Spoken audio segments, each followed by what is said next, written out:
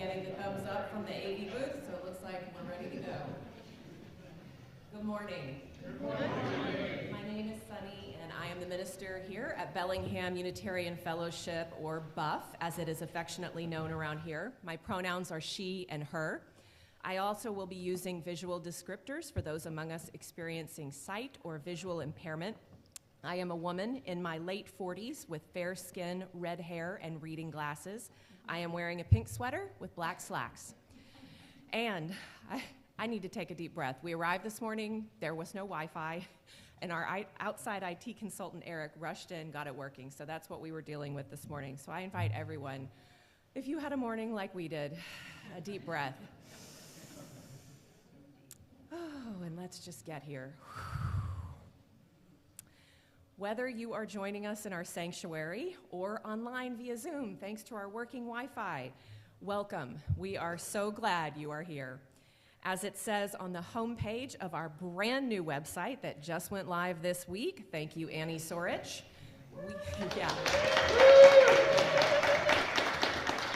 We are brave, curious, and compassionate thinkers and doers. We are diverse in faith, ethnicity, history, and spirituality, but aligned in our desire to make a difference for the good. We stand on the side of love, justice, and peace. This is Stewardship Sunday, which marks the beginning of our annual Stewardship Campaign.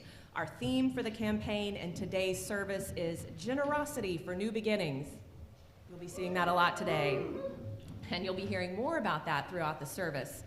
Following the service, the stewardship team will have a table in the social hall and library area where you can sign up for an in-person stewardship canvassing visit this year if you would like that.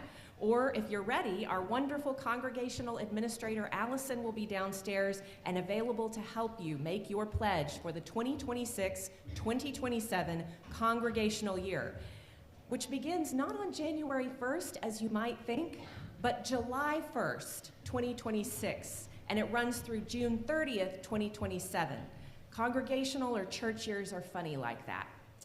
We also invite you to stick around following the service for our third Sunday potluck, which is today, and we have a photo booth downstairs staffed by Rod Haynes, who will be taking pictures for our internal BUF directory. This is just for use by Buffsters who are in Breeze. It will not be distributed elsewhere for privacy or security reasons. And now, we invite you to settle in, put your phone into worship mode, and Ian will bring us into our service with a prelude.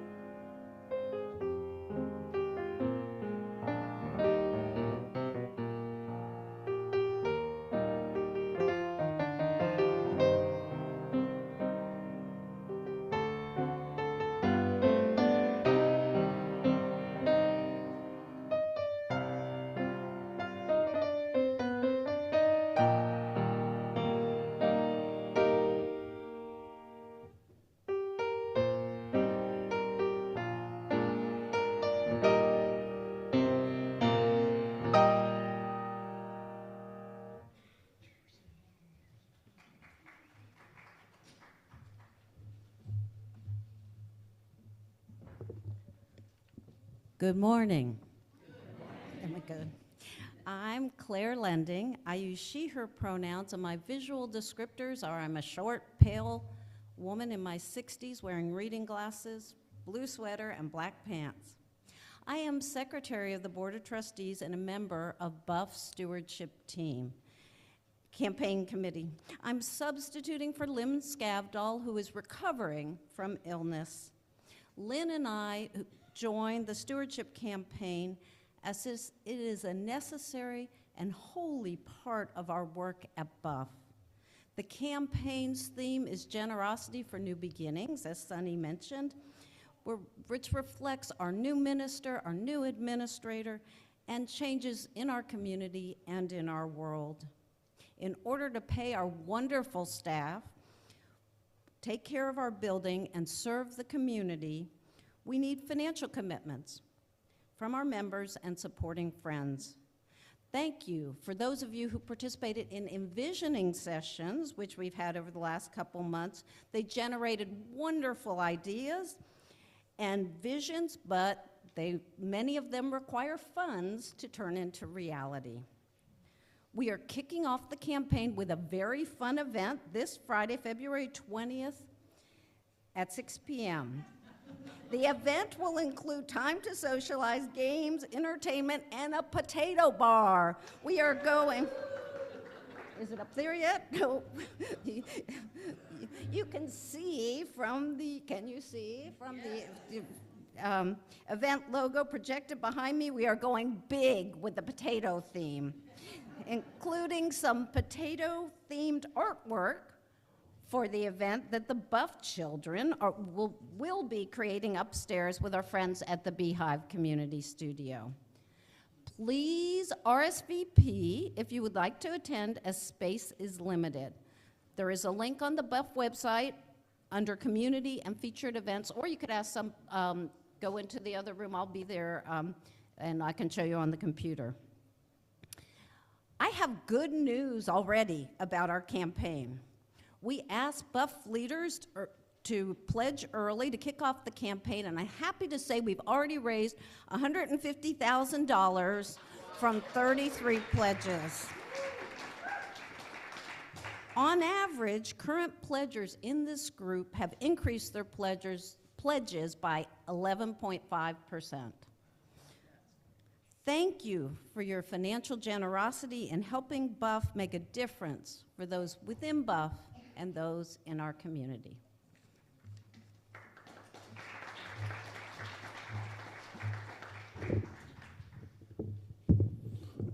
Hi, everybody. My name's Tom Nicholas. I'm the celebrant for today's service, and my pronouns are he and him, and visual descriptors, I'm an older white man wearing dark clothing. It makes me sound mysterious. Today's theme is generosity.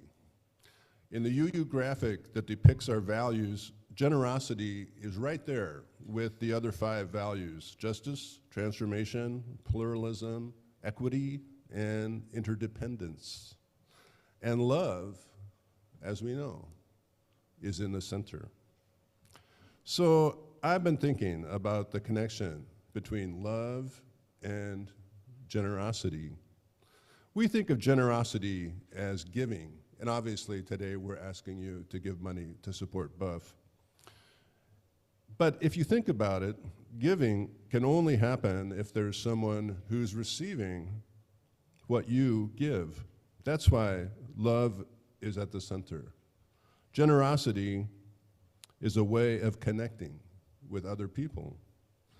There's a poem by William Stafford where he talks about a boy who always granted others their way to live, and he gave away his whole life till at last nothing was left for him. That's not the kind of generosity we want to talk about today. Generosity doesn't mean giving yourself away. It means seeing that you yourself have value without putting yourself above others. We're all in this together. It sounds kind of like democracy, doesn't it? And it puts me in mind of the words to one of my favorite songs in the Gray Hymnal, which I will read as Sonny lights the chalice. From you I receive, to you I give. Together we share, and from this we live. So now, please join Sonny and me in reciting our covenant together. Love is the spirit of this fellowship, and service gives it life. Celebrating our diversity and joined by a quest for truth, we work for peace and honor all creation. This is our covenant.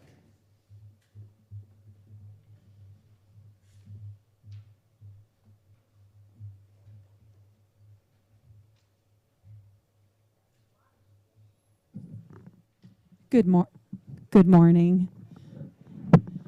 I'm Liz Epperson, the Religious Education Director here at Buff, and my visual descriptors are I am a 40-something white woman with dark hair and wearing a blue t-shirt with frog and toad on it. And I want to invite our children and youth up to the front as they are willing and able for a little story time. And I'm going to have a couple of helpers join me today. We have Corey and Kivrin as we read the story. I have you two move maybe to the center.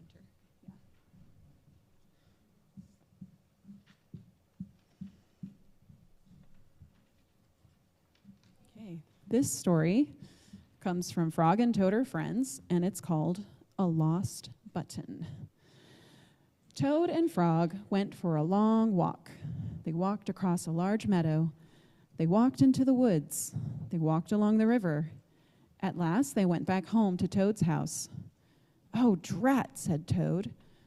"Not only do my feet hurt, but I've lost one of the buttons on my jacket." "Don't worry," said Frog. "We will go back to all the places where we walked. We will soon find your button." They walked back to the large meadow. They began to look for the button in the tall grass.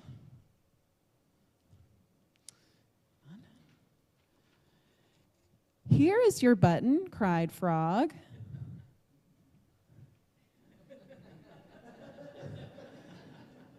"That is not my button," said Toad.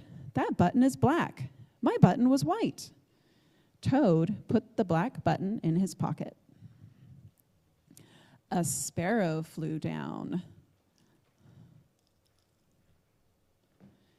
"Excuse me," said the sparrow. "Did you lose a button? I found one." "That is not my button," said Toad. "That button has 2 holes.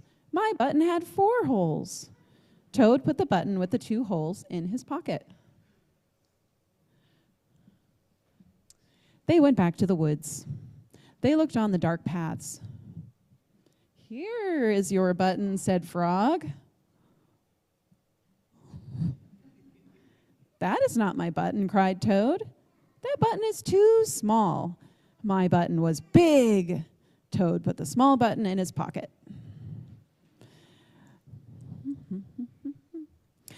A raccoon came out from behind a tree. "I heard you were looking for a button," he said. "Here's the one that I just found."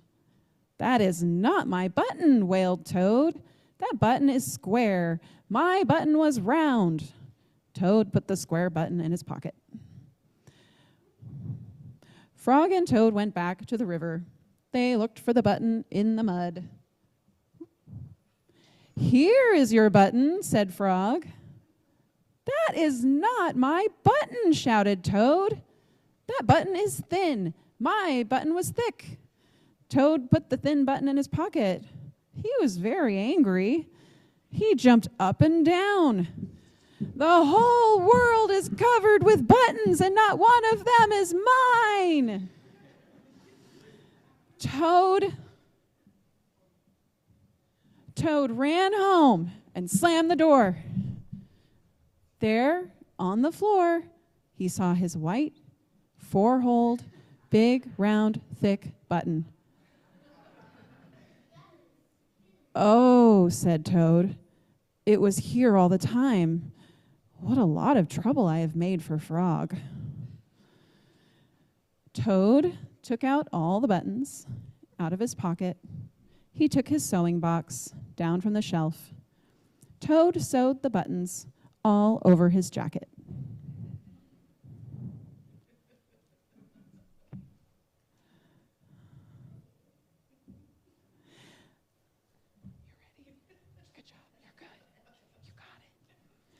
It takes a long time to sew a button. You don't have to. The next day, Toad gave his jacket to Frog. Frog thought that it was beautiful. He put it on and jumped for joy. None of the buttons fell off. Toad had sewn them very well. The end. Thanks, you guys. Okay, now we are going to sing our kids up to their classes.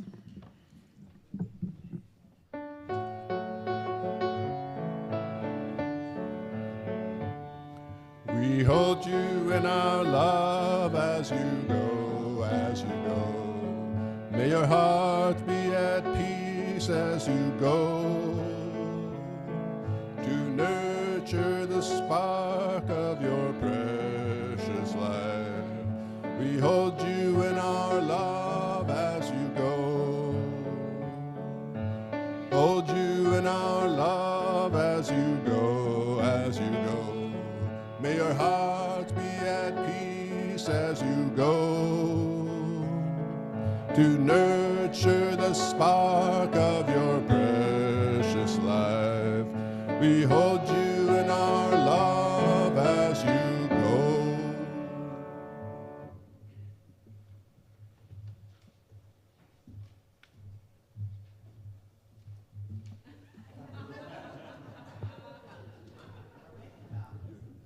It's fine. Is it okay? Yes. All right. Good morning. Good morning. I'm Patricia Conover, and I'll be your treasurer this morning. And I don't know who came up with this title of Fun with Numbers. I'm sort of like, did I say that? But it's the best we can do, so please stay tuned for the fun to start. Just so you know, I'm a crier. Oh, so people get alarmed when the treasurer is crying. But really, you know, the kiddos, the story about Toad and Frog and his buttons, I mean, who hasn't lost their buttons? Anyway, I just wanted to give you a heads up on that, lest you get alarmed. I use she, her pronouns, and I'm a moderately short, white lady with dark hair. I wear red eyeglasses. I'm wearing a gray top with black pants. And if I hope to live over 140, I'm middle-aged. Now, if when I said a number, you promptly started thinking in your head, 140, oh my God, you belong on the Financial Oversight Committee. For those of you for whom the term financial oversight makes you want to curl up and go back to sleep, we hear you. This will be short and it's going to be fun.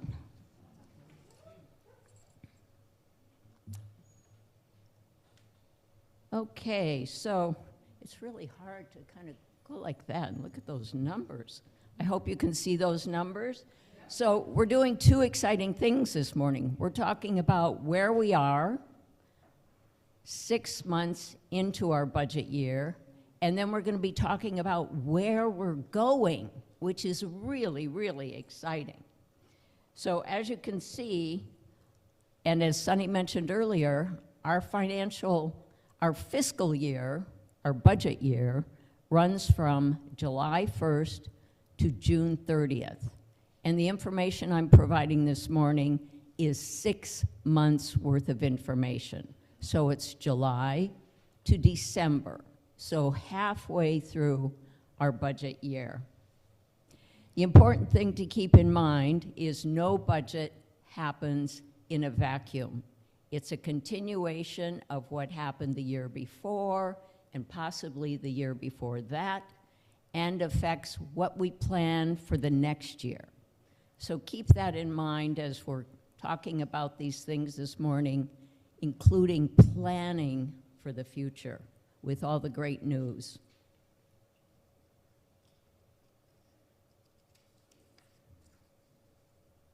So let's talk quickly about the income. So from that previous slide, don't go backwards, Jeff, you're fine. Our income for the year is at $276,000 and change, and we're thrilled about that. And that is all your work. So give yourselves a round of applause.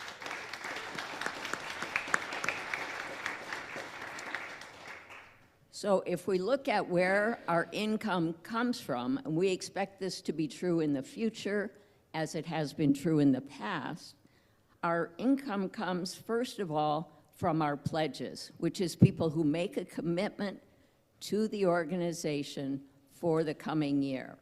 And so far this year, our pledges have equaled 79% of our total income. That is your hard work. In addition to that, our non-pledges and friends, which are people who just give us money, which, I mean, what's not to love about that? That's the fun part. That's 86% of our total income. That is huge and very, very important. In addition to that, our auction provides 10% of our income, and we also get income from some small programs for adult education. When folks sign up, they pay a nominal fee to attend some of the workshops and classes that we have here. And we also have rental income. Now, that's a story. Stay with me. I can see you kind of nodding off. Stay with me. It's an interesting story. Several years ago, we had a renter who rented a school, who rented the third floor. They were here 9 months out of the year, 5 days a week, 9 to 5, and we had a regular flow of income from that renter that made a huge difference for us. At one time, we had as much as $39,000 in income from rentals. COVID, retirement, life happens. Our budget went down from $39,000 to $30,000, which we were unable to meet. And then this year, it is at $20,000. And so we're still hoping to transition that rental program back to where we can make actual money from the use of our building. Excuse me. So that's in the future. Again, thank you for what you've done so far. Okay.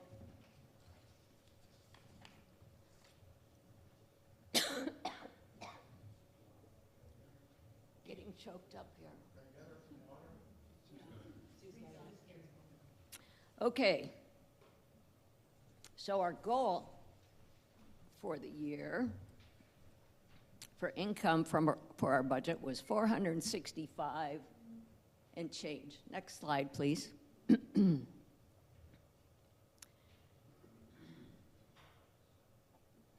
So as you can see, our actual performance year to date, so 6 months of the year, we're more than halfway to our goal, which is like, yay. This is all applause line. I can't help it. It's all. So we're thrilled about that. And the key thing is that 27,000 of that income for the first 6 months is from the auction.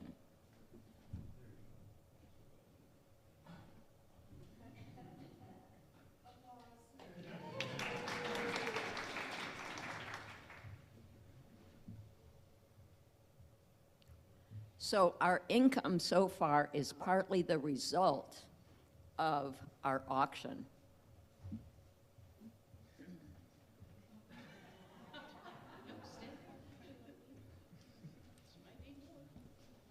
So somebody else may need it, right? Okay, and we can skip the next slide. And now we're looking at expenses.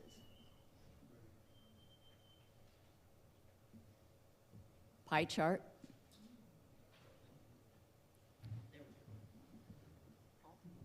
Ah, yes. Okay. So what do we do with all this money? Wouldn't you just love to know? So, as you would expect, as is true with most organizations, even as a volunteer organization where we have so many people volunteering to make stuff happen, 62% of our spending 6 months into the year is for staff. Extremely important. We don't begrudge this at all. It's very important to the work that we do here at Buff, and we are committed to that.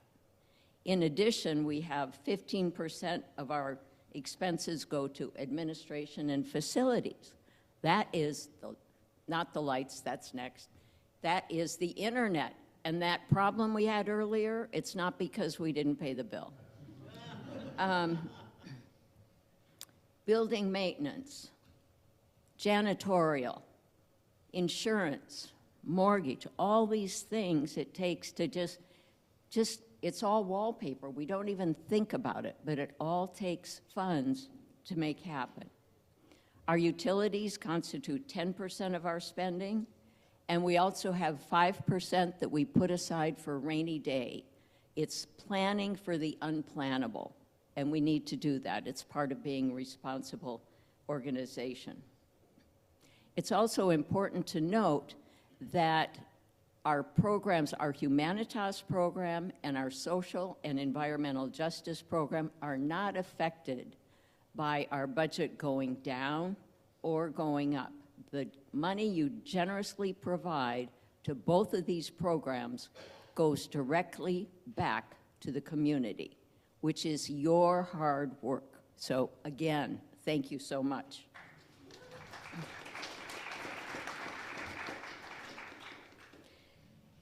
So our expenses total year to date, this is a bar chart. There we go, thank you. Our total planned expense, so this is the plan that the voting members of the congregation put in place in May of last year. That's that kind of moving target around budgeting. And we agreed that we would spend at most $440,000 and change. And as of 6 months, we are at 198 or 196 and change. Slightly less than half, which is like, oh, we have free money. Well, not really, sorry. That is a direct result of not having a full-time minister this summer for 3 months and not having an administrator for 4 months. We have since corrected those situations. We hired Sonny, and we're thrilled about that. We have worked out a quarter-time bookkeeper situation that works for Michelle. And we have hired Allison. I don't know if Allison is here in the room. Is she hiding out? Okay. And we hired Allison to be our #1 administrator in the office. So we're thrilled about that.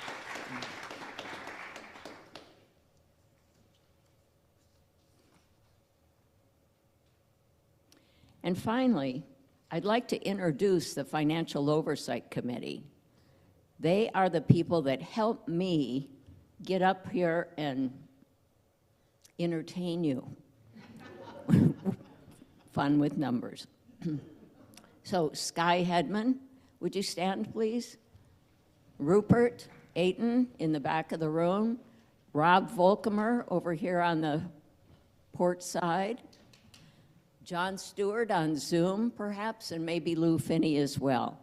I hope you will join us downstairs for coffee hour, where the Financial Oversight Committee will be available to answer more questions and give you more charts and more numbers to keep you going this morning. And I have to say, it's my honor to serve as your treasurer. With the board, thank you. With the board, the Financial Oversight Committee, the various councils, we take our responsibility as custodians for your money seriously. Thank you for your generosity.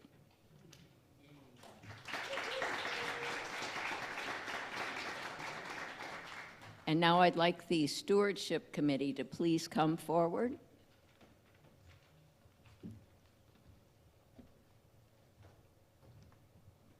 They're a slightly reduced committee this morning due to illness. So we're changing gears. Again, what I just provided for you was 6 months worth of financial data, and now I'm going to bless you going into the future as we pursue our stewardship campaign.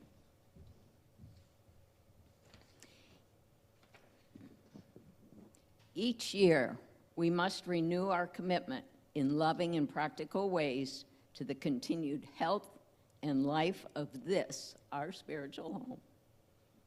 This is the crying part. We look to Buff for comfort in times of fear, loss and struggle, for love and support in times of joy, for teaching in times of uncertainty, for leadership in times when the larger community needs us. In return, Buff asks for support and strength. Each of us is asked to offer both in different ways at different times. Now, as we do each year, we plan for the coming year, and we ask members and friends to pledge generously what we can to make our plans a reality. The Buff Board calls you to lead us in this effort to ensure that our ministries will continue and grow. Will you, the Stewardship Committee, lead this year's campaign? Will you lead with love, strength, imagination, joy, and humor to keep us and make us even more the loving community we seek to be? We will.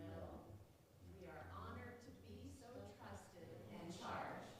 We will strive to lead this work with the gentleness, strength, joy, and love Buff asks of us. Congregation, you play a role in making this year's campaign a success, leading us into the future. Will you look forward to the appeals of the stewardship team, responding as you are able? Will you think seriously about what you wish Buff to be and what it can mean to you? After thought and reflection, will you give of your time, talent, and treasure as your life circumstances permit in order to support the continued health and life of Buff? We will. We will. Call on us, and we will support Buff. Thank you for your generosity.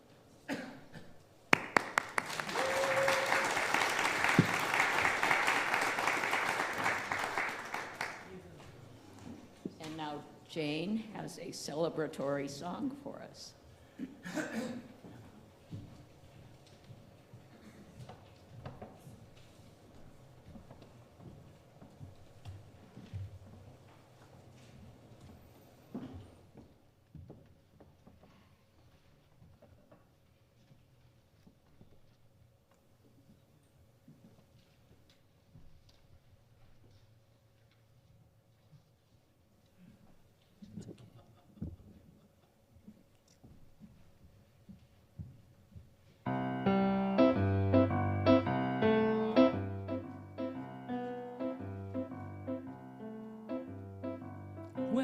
we begin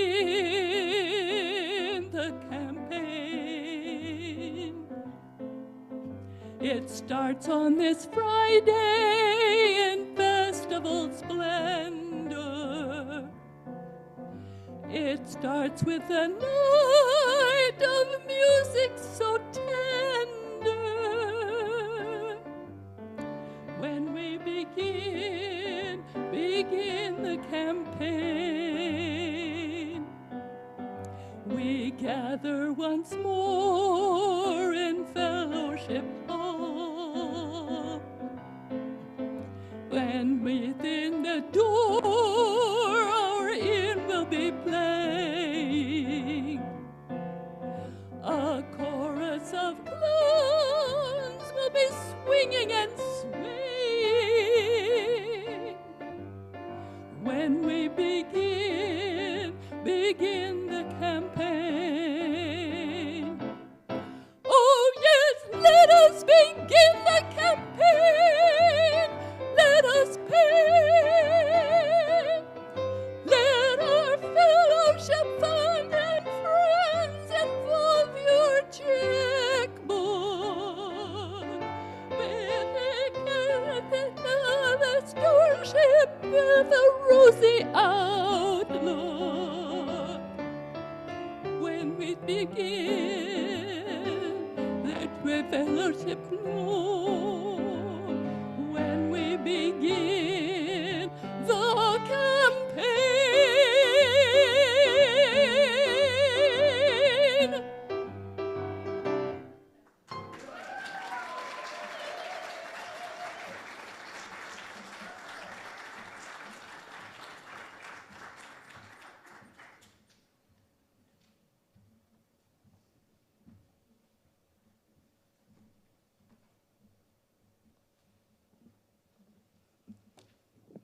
And one more song to get us going.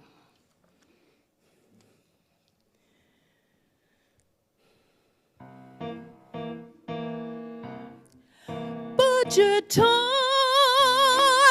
and the living ain't easy. Costs are jumping and inflation is high. Oh, your church ain't rich and there's things that need fixing. And every committee wants a piece of the pie.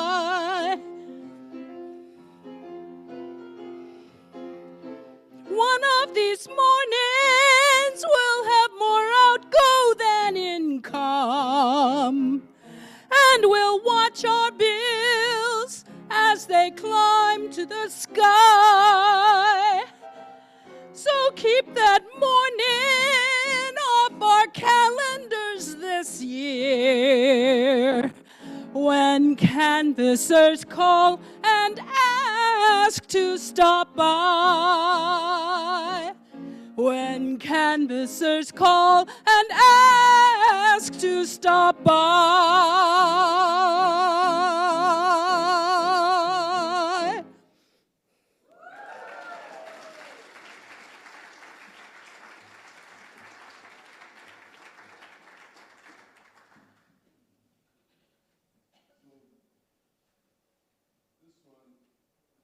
You hear me?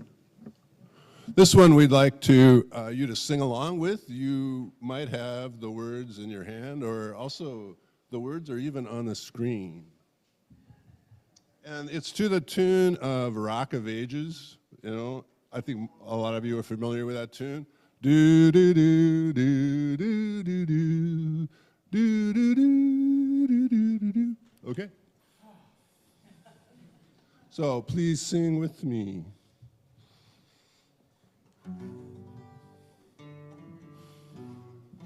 What? Oh, for pledges richly paid, capital unspent and free, flowing in from profits made, and from generosity, ever learn the chosen few, when elected to the board, that the things we want to do cost more than we can afford. Concentrating hard to find ways for budgets to be slashed, so expenses are confined to the limits of our cash. Oh, what wonders there could be if we could forget the price, if all people were as free with their funds as their advice. Oh, for pledges richly paid, capital unspent and free, flowing in from profits made and from generosity. Big finish. And from generosity.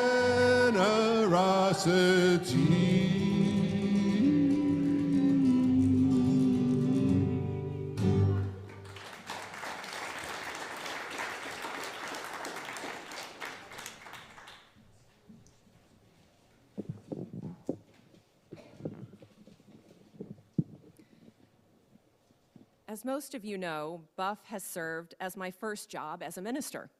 In the weeks leading up to my start date back on October 1st, 2025, I was nervous. I'd never been a minister before. So prior to my first day at Buff, I took my beginner mind and I met with a bunch of experienced ministers to ask them for wisdom and advice, including two former ministers at Buff, Reverend Paul and Reverend Doug Watkins. Their input was invaluable. But one of the best nuggets of wisdom I received, however, came from a female colleague in Seattle. She said, "Just listen and be present. It's their congregation." She was right. When I arrived in October, what I found was a well-organized, well-structured, healthy, thriving congregation. Yes, there'd been some transition with Paul's retirement.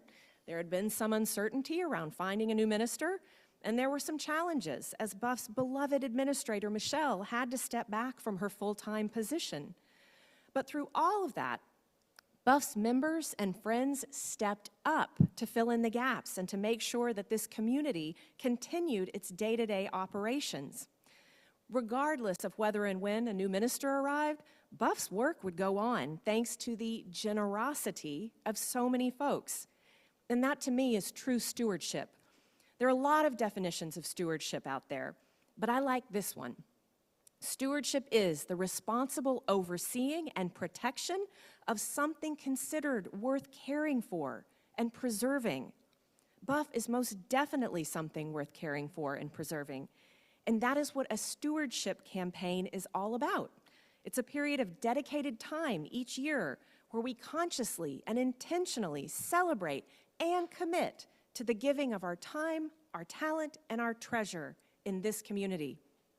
Notice we're not calling it a pledge campaign, and there's absolutely nothing wrong with that. Many congregations have called it that, and pledges are vitally important to the life of the congregation for all the reasons Patricia just showed us. And in a similar vein, one of my favorite small businesses in Seattle, it's a little place called Sip and Ship. It's a little shipping spot that also serves espresso and beautifully curated cards and gifts. They sent out a Valentine's newsletter this week exploring what love looks like in their business. Even though they take a people-first approach in their work, they also said that love is, quote, letting the numbers speak, because the truth is this: revenue allows us to make responsible decisions so we can continue to lead with dignity, honesty, and care for our team and the community.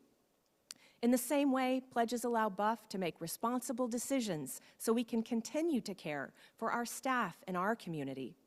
But pledges are only one piece of the broader act of stewardship, of the overseeing and protection of this congregation that is worth caring for and preserving. Our collective stewardship of Buff asks that we are willing, and if we are able, to share our generosity of time, of talent, and of treasure. And I want to take a moment here to talk about the time and the talent pieces. As I mentioned earlier, the reason Buff has been going strong since its beginnings in the 1940s, and it was still going strong when I arrived in October, even after all the transition and challenges, is largely because of the time and talent of many volunteers and lay leaders. And I share this because until you spend a fair amount of time behind the scenes around here, you may not realize just how much work our volunteers put in. And I'm not just talking about serving on committees, which is a big part. For example, we don't have a sexton or a paid staff member who is responsible for building maintenance and repairs. So if a toilet clogs during a rental, we have to call a Buildings and Grounds volunteer, usually Jim Reimer. And as Buildings and Grounds, yes, thank you, Mark. Yeah. David Shirey is another member of the Buildings and Grounds team, and he said recently, our work is quite literally foundational to the community. And in fact, we have a whole section in our midweek update of where we need volunteers. So I bring up volunteerism simply to underscore that our collective stewardship is about more than just treasure or money. It is also about time and talent. And I do want to acknowledge we have quite a few members and friends who are not yet retired, and the demands on this current generation of working adults and parents of young children is like nothing we've ever seen before. So if you're one of those folks and you simply may not have the time or you may not have the energy left at the end of a workday or caring for your kiddos to share of that, we see you, it is okay. But the point is that stewardship allows for generosity in many forms: time, talent, and treasure. We've made it pretty deep into my talk before directly speaking to generosity, as it is a core part of our Stewardship Campaign logo, boldly emblazoned up here. I want to spend just a few minutes talking about generosity in our Unitarian Universalist faith tradition. As you probably know, back in 2024, our tradition moved from a set of 7 principles that we affirmed and promoted to a set of 6 shared values, all with love at the center: justice, equity, transformation, pluralism, interdependence, and generosity. But what you may be less familiar with are the descriptions or explanations provided with each of these values. And the full text of the value of generosity reads, generosity, we cultivate a spirit of gratitude and hope. We covenant to freely and compassionately share our faith, presence, and resources. Our generosity connects us to one another in relationships of interdependence and mutuality. There is a lot going on in that little blurb on generosity. I'm only going to focus on one small piece of it today for our purposes, the part about cultivating a spirit of gratitude and hope. Right off the bat, I think it's so interesting that the first 2 descriptors of generosity are gratitude and hope. When I read that, I was immediately reminded of the 40-some-odd getting to know you meetings I held last fall. And in each of those meetings, we talked about what you love about Buff and your hopes for Buff's future. In other words, you all were cultivating a spirit of gratitude and hope in those meetings. And after just a few meetings, some themes started to emerge. Things like the importance of music, the value of a religious space free of dogma and full of exploration, and your excitement at seeing all the kiddos and young families around here these days. Those themes continued as I met with more and more people, but that was just my anecdotal assessment from being present at those meetings. So I thought it might be interesting to get some outside assistance to analyze the data. If you attended one of those meetings, you know I acted more like a stenographer than a minister. I took a lot of notes on my trusty laptop, and yesterday I asked my AI assistant in my fancy note-taking app to summarize the highlights and findings of all those meetings. And I gotta tell you, not only did I feel validated in my off-the-cuff assessment, but I got really excited and, Patricia, emotional when I read them. What the AI assistant generated about Buff is worth sharing, I think, with you all, so I'm going to give you a few snippets. When I ask it to summarize from all the meetings with all the people what folks love about Buff, it said, people love Buff for its strong sense of community and belonging, where all ages, genders, and backgrounds are welcomed and included. They value its clear social justice identity, collective activism, and partnerships that support humanitarian causes. Buff's diversity of spiritual paths, freedom from dogma, and openness to exploring many philosophies support deep personal growth. Members appreciate the rich traditions and programs like music and choir, Taizé services, chalice circles, youth and family activities, social events, and educational offerings that make congregational life vibrant. They cherish the meaningful connections, volunteer opportunities, and chances to make a difference both within Buff and the wider world. Buff is seen as a welcoming, safe, and supportive place grounded in honesty, compassion, and shared values, with inspirational and varied weekly services that speak to both the mind and the heart. Not only did that track pretty much exactly what I was seeing and feeling in those meetings, but to me, it sounds so spot on for Buff, and it just blew my mind. And I'll share just one more snippet. When I ask it to summarize from all the meetings what people's hopes for Buff's future are, it said, the notes emphasize a desire for Buff to grow in size and diversity with particular attention to young families and people from varied backgrounds. Members hope to deepen intergenerational relationships and create more ways for people to connect both within and beyond the congregation. Maintaining a safe, welcoming, and accepting environment for all beliefs, genders, and identities is central. There is also an interest in expanding outreach efforts and strengthening youth programs such as religious education, OWL, and youth groups. Many express a wish that Buff's actions leave a lasting legacy of living and sharing UU values. And the people at Buff hope that it remains a place where they can explore and deepen their spiritual lives. Again, it tracks almost exactly the themes and trends I saw and heard in those meetings. And it also tracks what came out of the recent envisioning sessions we held, where you shared your hopes, your pie-in-the-sky moonshots for what Buff might be able to do in the coming year and the future. There is a lot written on the envisioning wall in the social hall downstairs. I hope you check it out. But again, there are some obvious trends around youth and families, our music program, our social justice, the beauty and maintenance of our building, the accessibility and inclusivity of our spaces, and potential increased staffing hours to support it all. In all these meetings and sessions, we were cultivating a spirit of gratitude and hope, just as the description of the value of generosity states. In a blog post by Stewardship for Us, an organization that helps UU congregations and nonprofits thrive through inspired stewardship, they write that, quote, the invitation around the value of generosity is to practice living with a spirit of abundance and possibility, and to share our many resources to build the common good. What a beautiful path to choose.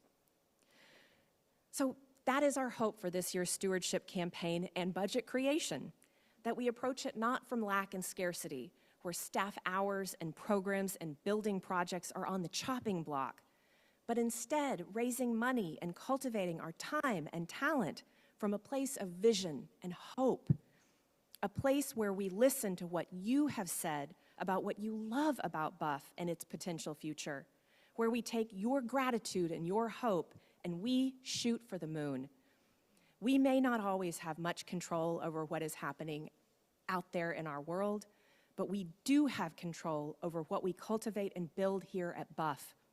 And what we build here will not only help those within this community navigate the chaos and challenge, but what we build here can also help heal the world. Here's to a fun and fruitful 2026-2027 stewardship campaign filled with time, talent, and treasure. And now I invite you to turn to hymn 402, From You I Receive, which Tom will lead.